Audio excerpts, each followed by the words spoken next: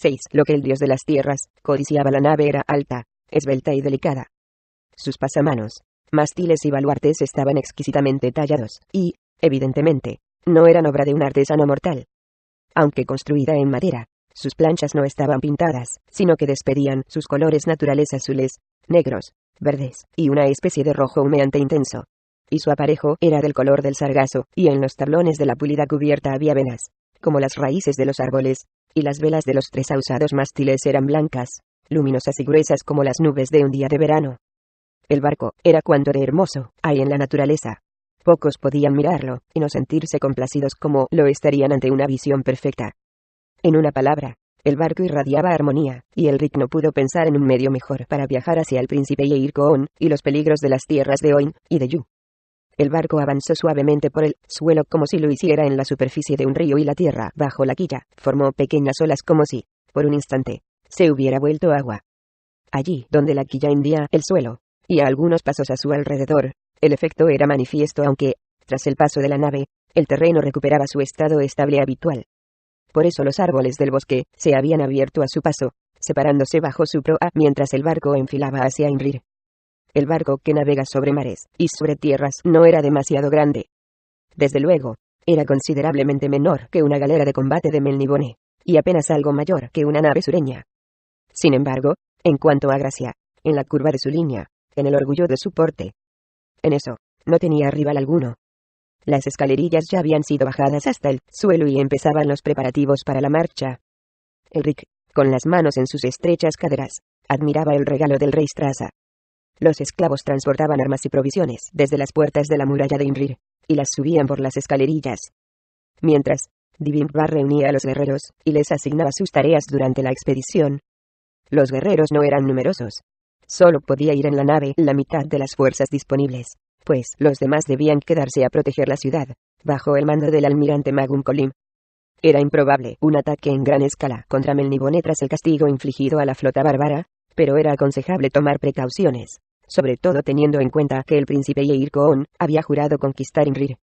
Asimismo, por alguna extraña razón que ninguno de los presentes conseguía adivinar, Divimpar había pedido voluntarios veteranos que compartían una misma incapacidad física, y había formado un destacamento especial con tales hombres, quienes, en opinión de los presentes, no podían ser de ninguna utilidad en la expedición. Sin embargo, tampoco lo podían ser en la defensa de la ciudad, así que no importaba si se los llevaban. Esos veteranos fueron los primeros en ser llevados a bordo. El último en subir la pasarela fue el propio Elric, quien anduvo lenta y pesadamente, orgulloso en su negra armadura, hasta el puente. Una vez allí se volvió, se despidió de su ciudad, y ordenó que subiesen las pasarelas. Divimpar le aguardaba en el castillo de popa. El señor de las cavernas del dragón se había despojado de uno de los guanteletes, y pasaba la mano, desnuda sobre la madera del pasamanos, de extraño colorido. «Esta no es una nave construida para el combate», Elric dijo a este. «No me gustaría verla dañada». «¿Cómo podría suceder eso?», inquirió Elric con voz ligera, mientras los hombres de Imrir empezaban a subir por los aparejos y a ajustar las velas. «¿Permitiría Strasa que la destrozaran?». «Ogromé, no temas por la suerte del barco que navega sobre mares y sobre tierras, Divimpar. Teme solo por tu propia seguridad y por el éxito de la expedición. Y ahora, consultemos las cartas de navegación y los mapas. Recuerdo las advertencias de Strasa respecto a su hermano, y, por ello, sugiero que avancemos por el agua cuanto sea posible, y que recalemos aquí», señaló un puerto de mar en las costas occidentales del Ormir, «para conseguir suministros y toda la información posible sobre las tierras de Oin y de Yu, y sobre sus defensas. Pocos viajeros se han aventurado más allá del Ormir. Se dice que el límite del mundo no está lejos de la frontera más septentrional de ese reino», añadió Divimpar, frunciendo el ceño. «Me pregunto si toda esta misión no será una gran trampa, quizá tendida por Arioco. Y si está aliado con el príncipe Yeir-Koon, y nos ha engañado, embarcándonos en una expedición que nos destruirá a todos». «Ya he pensado en ello», respondió Elric, «pero existe otra opción. Debemos confiar en Arioco». «Supongo que así es», asintió Divimpar con una sonrisa irónica. «Se me acaba de pasar por la cabeza otra cosa. ¿Cómo avanza esta nave? No veo ningún ancla que podamos levar, ni conozco maria alguna que suba y baje en la tierra firme. Aunque el viento hincha las velas, ¿lo aprecias?». Era cierto. Las velas estaban hinchadas, y los mástiles crujían levemente al soportar la tensión. El Rick se encogió de hombros, y extendió los brazos. Supongo que debemos hablar, con el barco a punto. Barco, ¿estamos listos para zarpar? A el Rick le divirtió mucho la expresión de asombro de Divimpar cuando, con un leve bandazo, la nave empezó a moverse. Avanzaba suavemente, como si lo hiciera sobre un mar calmado, y Divimpar se asió instintivamente al pasamanos, mientras gritaba: «Nos dirigimos de cabeza a la muralla de la ciudad». El Rick acudió rápidamente al centro del castillo de popa, donde había una gran barra de dirección unida horizontalmente a un trinquete, que a su vez conectaba con un eje. Aquello era, con casi total seguridad, el mecanismo del timón. El Rick asió la barra como si fuera un remo, y la hizo girar un par de grados. La nave respondió de inmediato, pero solo para quedar apuntando a otro lugar de la muralla. El Rick quiso girar nuevamente la barra y el barco viró, protestando un poco mientras, con un bandazo, tomaba un curso que le llevaba a cruzar la isla. El Rick se echó a reír, complacido. Ya ves, Divimpar, era muy sencillo. Solo hacía falta un pequeño esfuerzo de lógica mental. Aún así, replicó Divimpar con aire suspicaz, preferiría que estuviéramos a lomos de los dragones. Al menos, son animales, y los puede uno entender. En cambio, esta obra de hechicería me preocupa. Esas no son las palabras que cabe esperar de un noble de Melnibone, exclamó el Rick a voz en grito, para hacerse oír entre el rugido del viento en las jarcias, el crujido de las tablas de la nave y los palmetazos de las grandes velas blancas. Quizá tengas razón, contestó Divimpar. Quizás eso explique por qué estoy ahora, a tu lado, mi señor. El Rick dirigió una mirada de desconcierto a su amigo antes de bajar la pasarela en busca de un piloto a quien enseñar el gobierno del timón de aquella extraña nave. El barco cruzó velozmente sobre laderas llenas de rocas, y sobre colinas cubiertas de tojos. Se abrió paso entre túpidos bosques, y surcó majestuosamente llanuras cubiertas de alta hierba.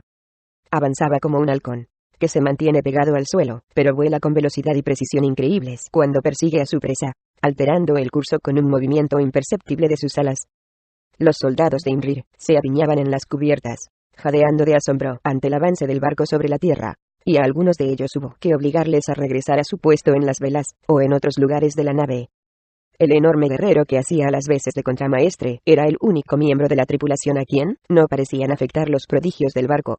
Se comportaba como lo habría hecho normalmente a bordo de una de las doradas galeras de combate, cuidándose de sus tareas con absoluta dedicación, y procurando que todo se llevara a cabo con corrección marinera.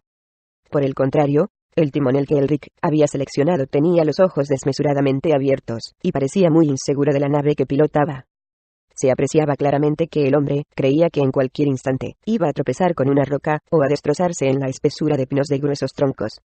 Se humedecía constantemente los labios, y se secaba el sudor de la frente, aunque el aire era cortante, y su aliento formaba nubes de vapor al escapar de su boca.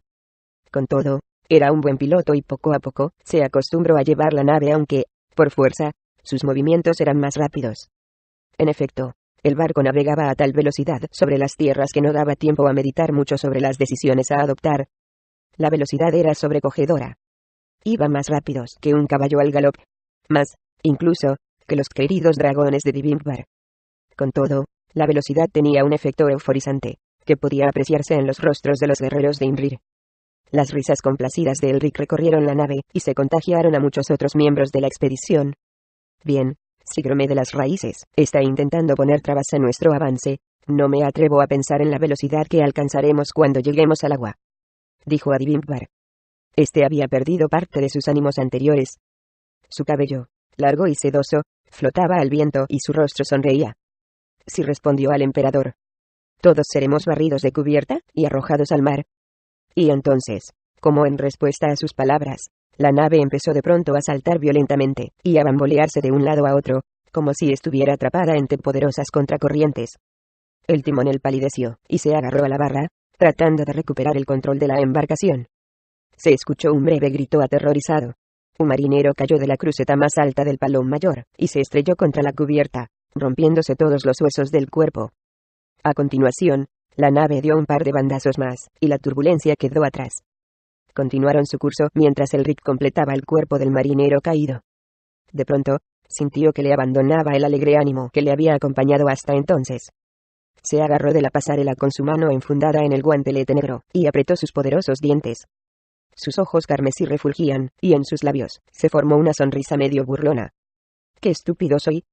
¡Qué estúpido soy al tentar así a los dioses! Y, Aunque la nave seguía avanzando casi a la misma velocidad que antes del incidente, parecía que algo intentaba frenar su avance. Era como si los secuaces de Grome se agarraran de su quilla igual que los percebes en el mar. Y Elric percibió a su alrededor algo extraño en el aire, en el susurro de los árboles junto a los que pasaban, en el movimiento de la hierba, los arbustos y las flores. Algo en la masa de las rocas, y en la inclinación de las colinas. Y se dio cuenta de que estaba percibiendo la presencia de Grome de la tierra, Grome de las tierras bajo las raíces. Grome, que ansiaba poseer lo que en otro tiempo había sido propiedad conjunta de él y de su hermano, Strasa, lo que habían construido como señal de la unidad entre ambos, y que, con posterioridad, había sido causa de su enfrentamiento. Grome ansiaba fervientemente recuperar el barco que navega sobre mares y sobre tierras. Y Elric, contemplando la negra tierra a sus pies, tuvo miedo.